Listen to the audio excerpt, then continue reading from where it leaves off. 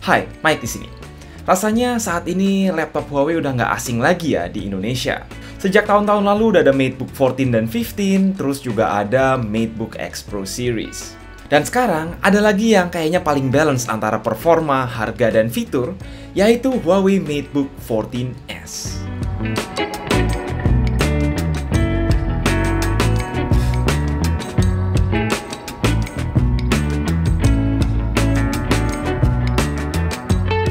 MateBook 14s adalah pendamping baru keluarga MateBook yang menjembatani antara seri mainstream MateBook 14 dan seri high-end MateBook X Pro.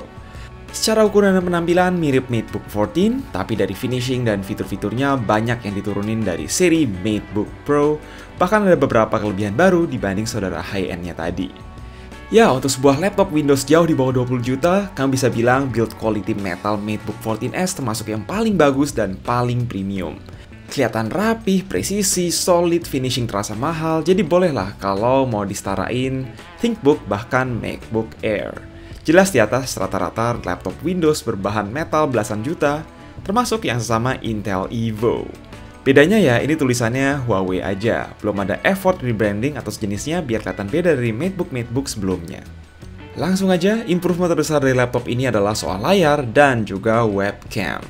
Kamera yang tadinya pop-up di keyboard ganti dengan tombol dictation, dan kameranya sendiri akhirnya pindah ke atas layar setelah protes terus berdatangan dari banyak user. Beginilah kualitas kameranya dan juga terdapat 4 mikrofon dengan AI noise cancelling. Layarnya sendiri nggak bisa dibuka sampai tiduran, tapi dari kualitas, panelnya termasuk yang paling bersaing dengan MacBook sebagai laptop Windows di harganya. Panel touchscreen ini dilapisi kaca, punya resolusi 2.5K rasio 2:3, refresh rate 90Hz, kecerahan 400 nits, dan coverage warna sekitar 80% DCI-P3. Dijamin mantap jiwa buat kerja visual dan produktivitas seorang power user. Sedikit catatan, ini memang belum support stylus, cuma tetap aja membantu banget keberadaan opsi input tambahan di luar touchpad. Bicara login biometrik, laptop ini lengkap ya. Opsi pertama ada sensor fingerprint di tombol power seperti biasa, lalu posisi kamera yang baru juga memungkinkan pemasangan sensor IR buat face login. Jadi bisa milih gitu, kalian lebih nyaman pakai yang mana. Percolokan mencakup satu USB-A 3.2 Gen 1 di kanan, lalu ada dua USB-C 3.2 Gen 2 support DP dan PD atau Thunderbolt 4 hanya untuk varian Core i7, HDMI serta combo audio jack di kiri. Omong-omong soal jeroan, ini pakainya CPU Tiger Lake yang sedikit berbeda dari Ultrabook pada umumnya. Instead of pakai CPU seri G atau U, MateBook 14s memutuskan untuk pakai Core i5 Tiger Lake H35 yang berarti punya performa sedikit lebih tinggi dan konsisten.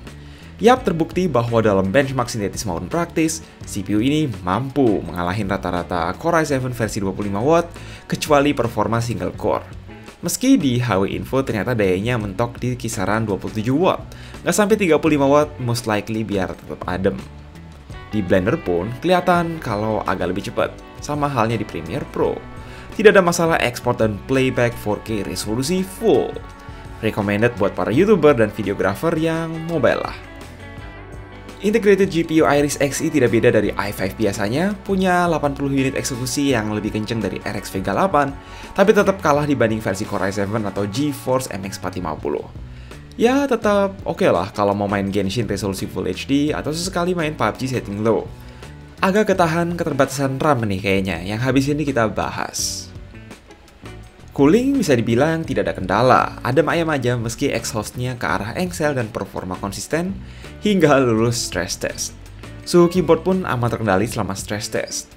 Oke, soal RAM nih, sayangnya hanya tersedia 8GB soldered, nggak bisa di-upgrade untuk versi Core i5 ini, sedangkan RAM soldered 16GB hanya tersedia untuk versi Core i7 yang berlabel Evo dan belum masuk.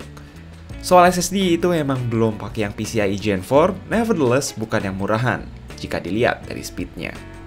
Selain dari alih fungsi tombol pop-up kamera jadi tombol Windows Voice to Text Input, ini tidak berbeda dari keyboard standar MateBook Series.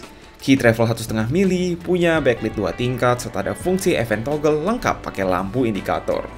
Dari segi touchpad juga basic, enaknya ya relatif lebar. Oh, buat yang belum tahu, tiap MateBook punya Huawei PC Manager, berfitur Huawei Share dan multi-screen collaboration. Jadi kalau punya tablet, HP atau monitor Huawei yang kompatibel, itu bisa disambungin dan jadi setup multi layar. Apalagi ya, daya tahan baterai dari sekitar 11 jam playback video mode power saver, lebih pendek dari MacBook Air M1, tapi udah di atas standar minimum Intel Evo. Adapter USB-C yang di-include adalah Huawei Supercharged Power Adapter 90W. Speaker juga lumayan banget loh. Sistemnya quad speaker downfiring berlabel Huawei Sound Surround.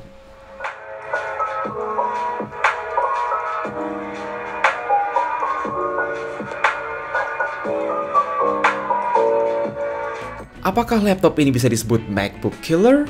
Well, kami merasa mau gimana pun laptop Windows dan Mac OS akan selalu punya segmen pasarnya sendiri dan sulit buat dibandingin. Sure, kalau dilihat dari build quality, feature, dan kualitas layar, ini bisalah bersaing sama MacBook Air M1 jika sama sekali nggak mempertimbangkan OS yang dipakai. Cuma ya, soal mengesampingkan salah satu dari keduanya, menurut kami itu tidak fair. Yang pasti untuk harganya, ini adalah laptop yang tidak mengecewakan. Layar kelas dewa, build quality solid, performa konsisten, dan paling kurang di RAM aja untuk versi i5.